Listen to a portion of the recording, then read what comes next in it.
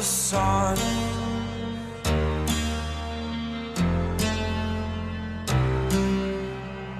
To dream, believe in strength now.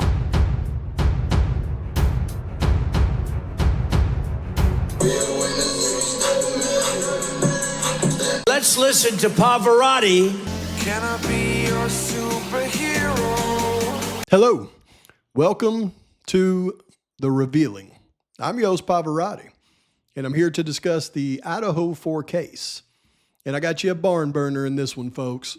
We are putting together the pieces of this corrupt puzzle, one piece at a time, and we will expose it all. We've got time to get it all exposed, but we're working on exposing it all right now. And the first thing I got to address is the misinformation in this case, because it's been running rampant for a long time. And we've always known that there are certain actors out there that have nefarious tendencies and intentions. And I uncovered one a while back in what I believe wholeheartedly to be a misinformation specialist, probably working for one of those three-letter agencies. And I exposed him. And to this day, I've kept that in mind. Here lately, though, even more things have come to light that have led me to believe that he is none other than a special agent, but not just any special agent, one in particular.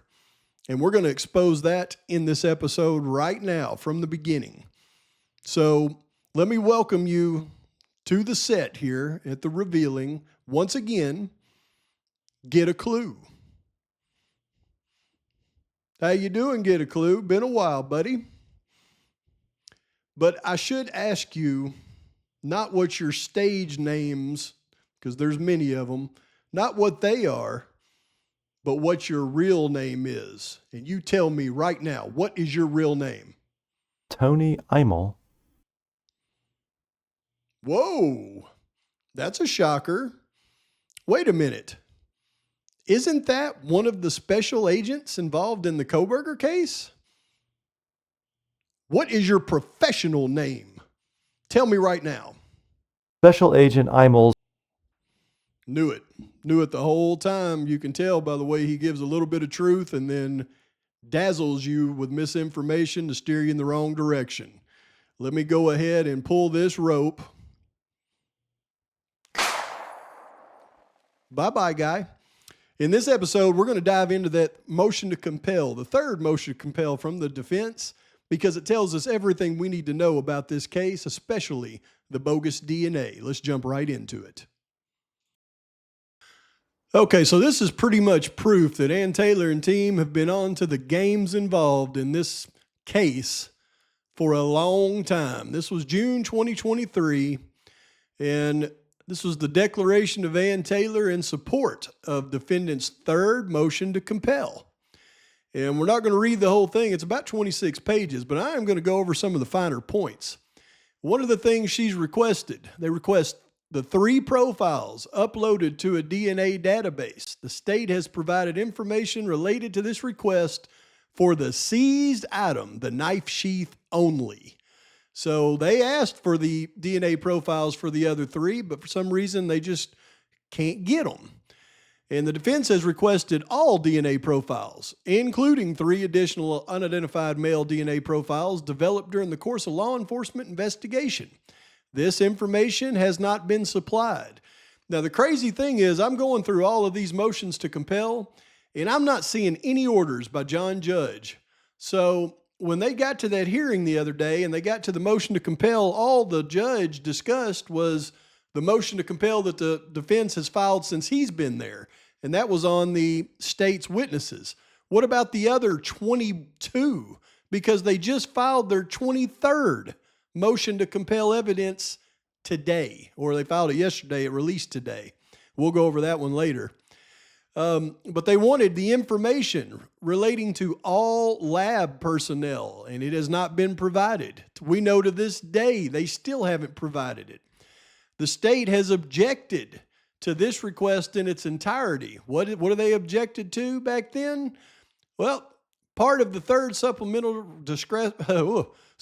discovery request was for materials related to the genetic genealogy testing. And the state, of course, objected to getting that. But this is a wealth of information right here.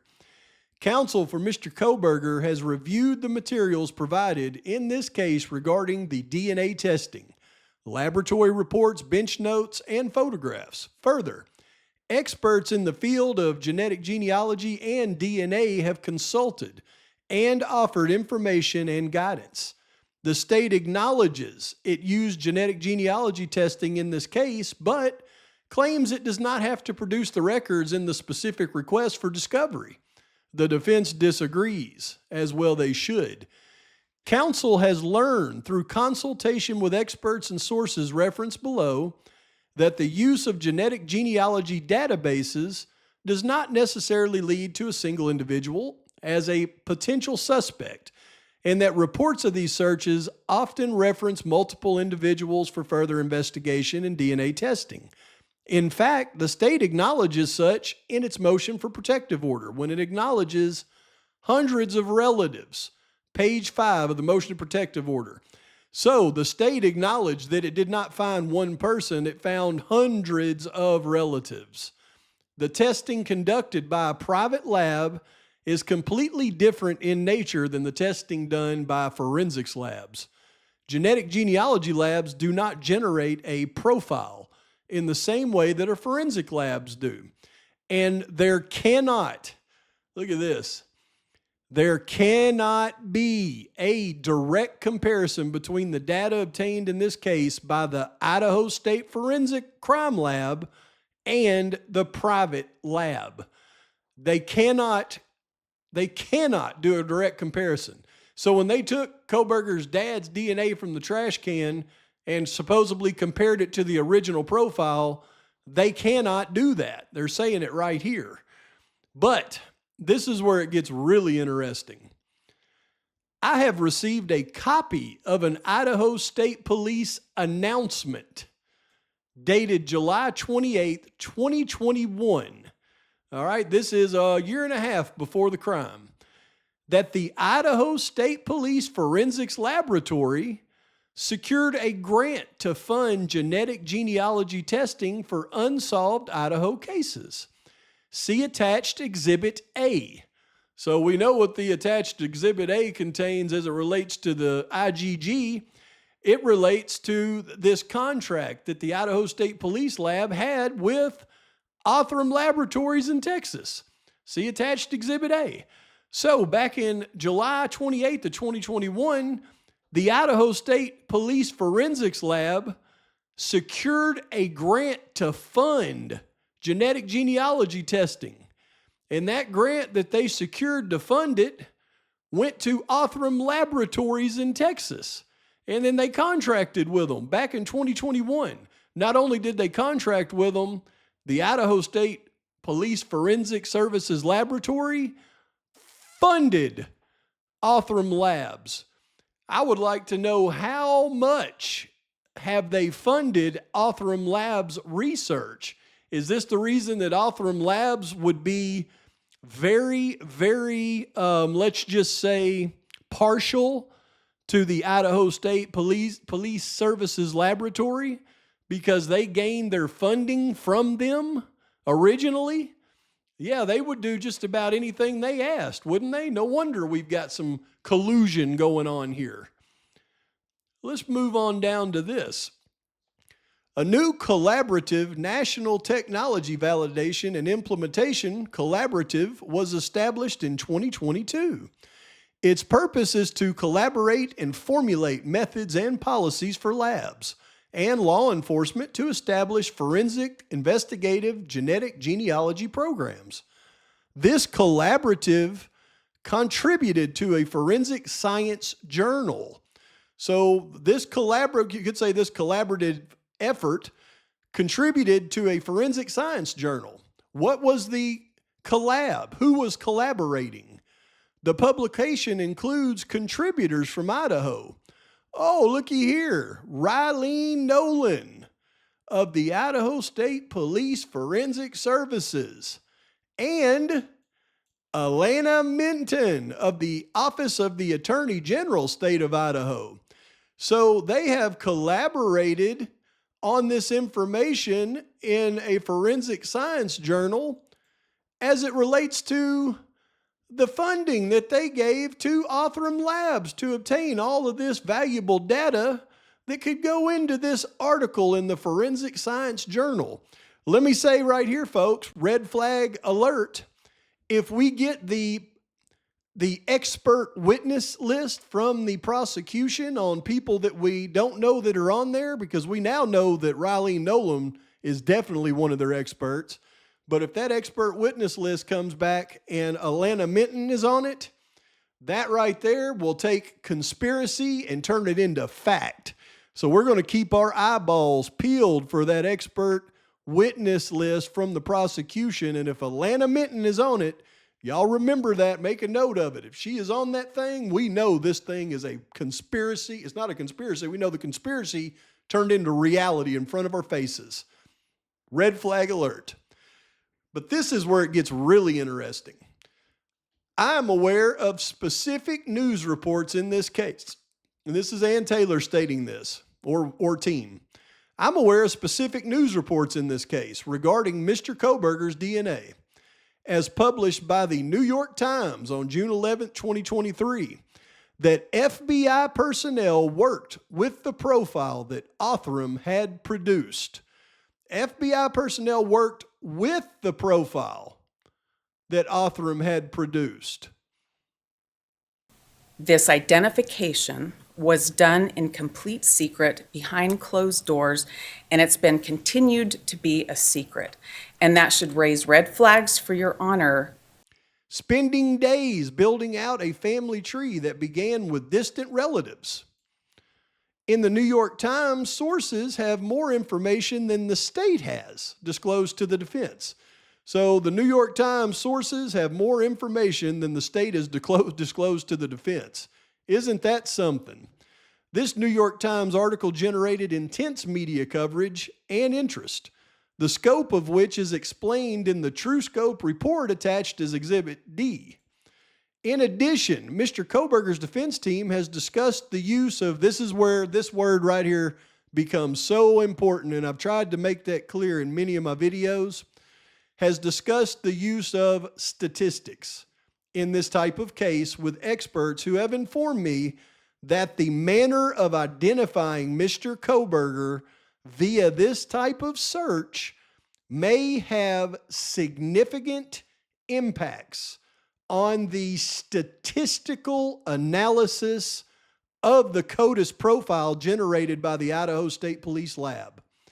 Without access to the actual genetic genealogy search methods and results, it is impossible for qualified experts to address these issues. So when it talks about statistics, whenever they're comparing profiles, they use a computer-generated algorithm that is based on statistical analysis.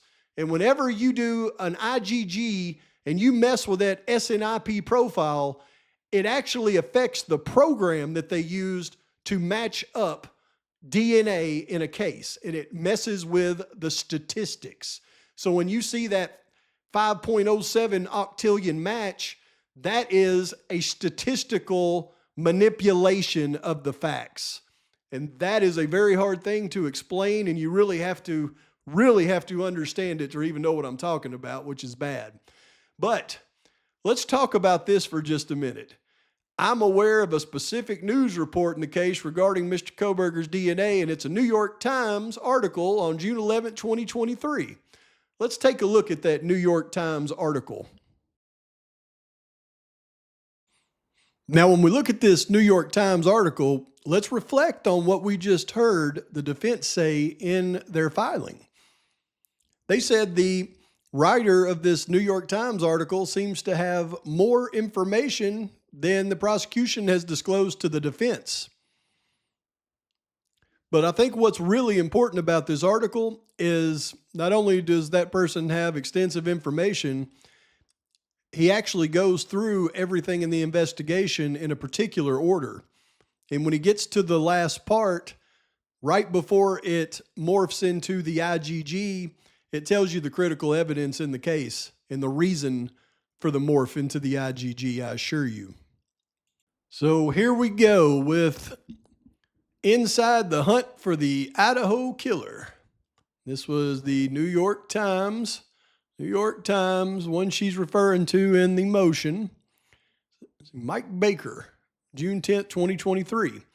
In the weeks after 4 University of Idaho students were found slaughtered in a house near campus last November, a growing roster of investigators desperately searching for answers has yet to identify a suspect or even find the unaliving weapon. Publicly, the authorities were assuring worried residents in the small college town that they were making progress. Privately, they were exhausting their prospects, scouring through the backgrounds of those with the thinnest possible connections to the case. Through the first 2 weeks of December, investigators put some of their focus on classmates of the victims.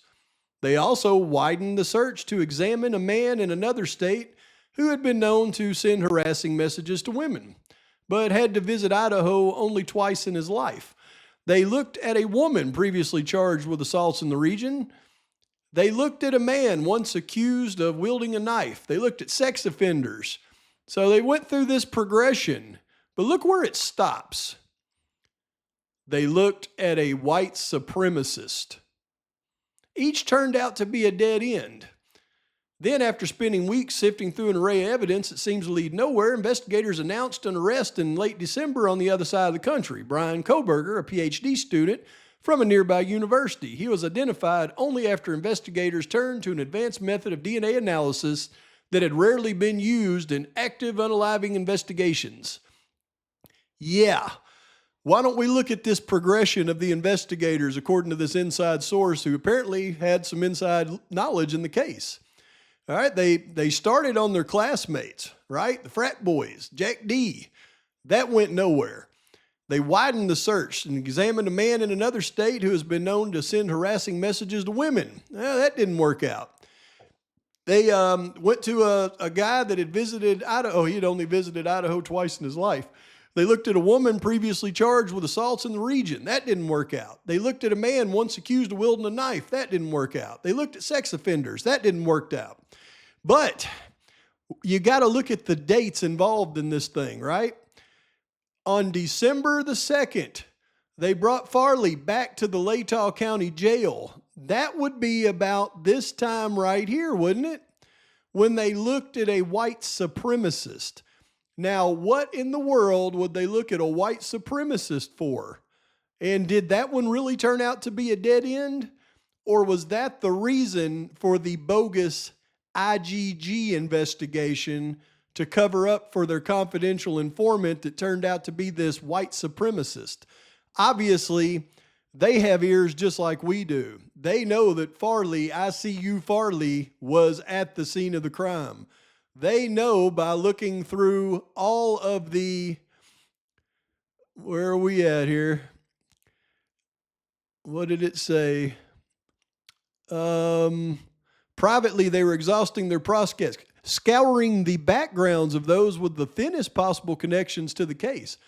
Well, who are the backgrounds of those with the thinnest possible connections to the case?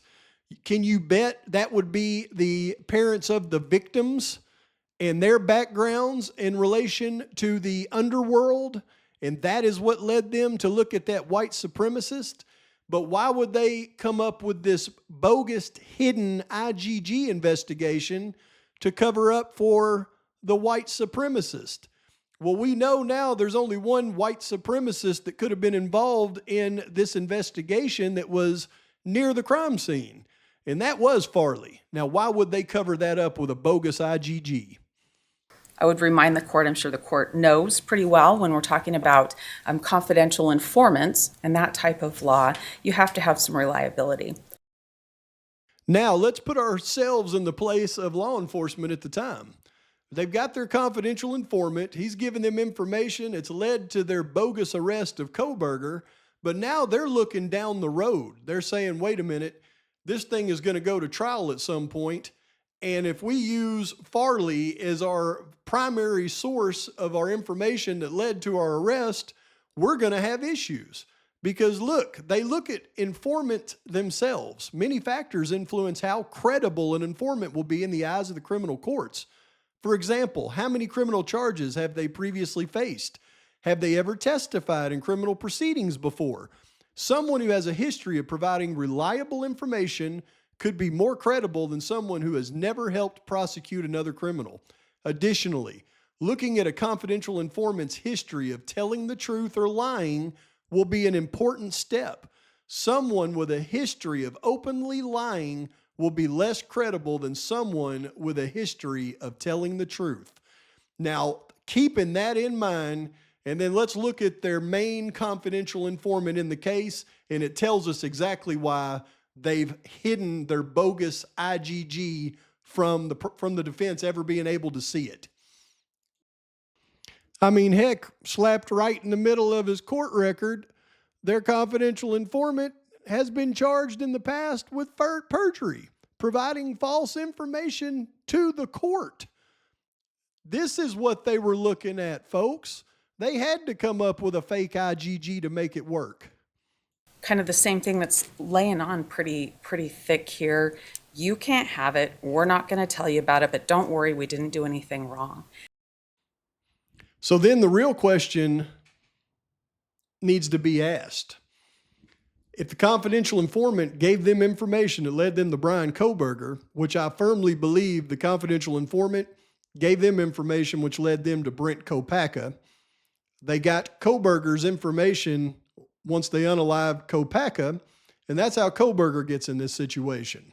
As you heard the judge say in the hearing, they believe there was accomplices. It doesn't take a genius to figure this stuff out. But why the fake IgG and the use of those databases? What is the real mystery? They've already admitted that they used databases they weren't supposed to. That's out there. So if they're admitting to why they used databases they weren't supposed to, and if that's the big secret, then turn over everything to the defense about your family tree and what you found in those databases, but they won't do it. That's what Ann Taylor keeps stating. It's plain as day, folks. What happened was when the FBI took that SNP profile from Othram, just like Ann Taylor said, she said the profile doubled. How did it double? Because the FBI, with use of those databases they're not supposed to go into, goes into a database that has Bryan Kohberger's profile in it. And we know that. He told we've got an article that proves he told one of his neighbors he was in there. In the court, the judge freaked out asking her, "Are you asserting his DNA was in there?" She would not answer. By not answering, that verifies that it was. But she wasn't going to answer because asserting his DNA was in there would not lead to good optics at this point in the case. But you can bet his DNA was in there. And with his DNA being in there, the FBI accessed that database they weren't supposed to, took his information from it, completed the SNIP profile, doubled it in size, didn't complete it, manipulated it, took that SNIP profile from Othram, doubled it in size with their newfound information, and made that profile fit Bryan Kohberger. And that is the facts in the case, and that is what is stated in court. And we know that Kohberger's DNA was in that database, which almost proves it. Look at this article. And we've known about this article for a while, but now it becomes relevant. And it says, Bryan Kohberger told a fellow grad student that he explored his ancestry by submitting DNA for genetic testing, which could shed light on how investigators use forensic genealogy to zero in on the accused quadruple unaliver. The Washington State University PhD candidate who is charged with the unaliving in the gruesome deaths of 4 University of Idaho students mentioned to a classmate living in the same on-campus housing complex in August that he took a DNA test, the Idaho Statesman reported. Now, Pavarotti, are you saying that a confidential informant somehow led to Bryan Kohberger, but the law enforcement knew the informant's reliability would never fly, so they made up the IgG went into a database they weren't supposed to, took Bryan Kohberger's information that was in that database and completed their profile, and then used that information to affect the statistics on the original STR profile when they made that match, you betcha that's exactly what I'm saying. And let me show you just the clips from the hearing that back up everything that I just presented to you so that you're not taken astray by disinformation from the special agents involved in this case that are on the inner waves today. The YouTube airwaves today. That search was done by making a profile in Othram Lab. That search did not lead anywhere. The FBI took over the search, and from there they did things that we have no idea what it is. That entire segment of this case is secret. We have been through several motions to compel to try to get information, and we've gotten very, very little information. We can't do any of that because they kept no records, produced no records, and did this all behind closed doors, and it was withheld from the magistrate. That may have given the judge caution. It may have made the judge wonder what else are they doing behind the scenes. Making a profile in Othram Lab, that search did not lead anywhere. The FBI took over the search, and from there they did things that we have no idea what it is. That entire segment of this case is secret. When we get to the FBI, we don't know who did the work. You heard that any of that information is redacted. We don't know who did the work. It's a giant secret. We know that by the time the FBI gets involved, the profile, the text file, that's a snip to use to try to identify somebody is more than twice as big when it gets to the FBI from Othram. We don't know how. We don't have any notes. We don't know who did any of the work. We don't have any lab protocols. We don't have any quality assurances. We know that by the time the FBI gets involved, the profile, the text file, that's a snip to use to try to identify somebody is more than twice as reliable. You're not asserting that Mr. Kohberger's DNA sample was uploaded into any of those databases, that his was, like, for example, his own DNA was one that was matched from the crime scene. Not asking whether the crime scene DNA was uploaded, but whether he had, as a, for example, customer of one of these companies, uploaded his DNA. Well, Your Honor, I don't have the jed.com file. I don't have. You're not asserting that fact, correct? I don't have the jed.com file. I don't have the jed.com file. Another very important video that I just showed you. You may need to watch it a few times to really comprehend everything that I just described in this video. But just to sum it up, in my humble opinion, when the confidential informant, Farley, produced the information that led to Kopaka, and they unalived him, and then why would the law enforcement come out and say that Kopaka's phone had been wiped? Real simple. They didn't want anyone to know that they were going to be able to identify him from his device. That's the only reason to make that statement public. And due to Kohberger's association with Kopaka and the fact that they were looking for more than one assailant, that led to Kohberger's arrest. Neither Kopaka nor Kohberger had anything to do with the atrocity, as we have proven over many videos. But that's what law enforcement believed. Now, why wouldn't they just move forward with their informant? Because they knew eventually this would come to trial and the informant's reliability would be a huge issue in the trial. So they took the sample from Othram Labs, meaning the FBI, and then they went into a database they weren't supposed to go into that contained Bryan Kohberger's DNA profile. That's how they're able to double the size of the Othram Lab profile. They then used that information to statistically match it to the original STR sample. That's a lot to swallow. Like I said, you may need to watch this video a couple of times to really grasp it.